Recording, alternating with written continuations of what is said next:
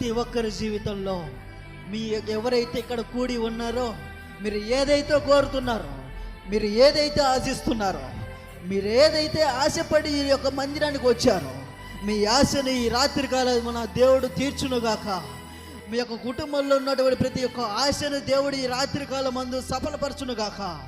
ఎటువంటి అసాధ్యమైన జీవితాన్ని కూడా సాధ్యం చేసేటువంటి దేవుడు మనతో పాటు ఉన్నాడు.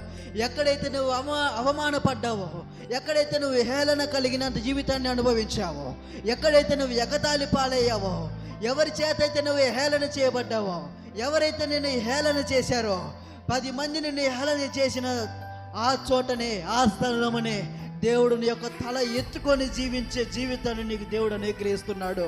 హల్లెలూయా. ఈ రాత్రికాల సమయమున దేవుడు నీతో పాటు నడుస్తూ ఉన్నాడు. నీతో పాటు దేవుడు ఉంటూ ఉన్నాడు.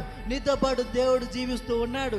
నీతో పాటు దేవుడు నీతో పాటు తోడుగా ఉన్నాడు. నీ జీవితంలో ఉన్నటువంటి సమస్యలు తీరుస్తున్నాడు. నీ జీవితంలో ఉన్నటువంటి అపవిత్ర ఆత్మ శక్తులను విడుదల కలిగిస్తూ ఉన్నాడు.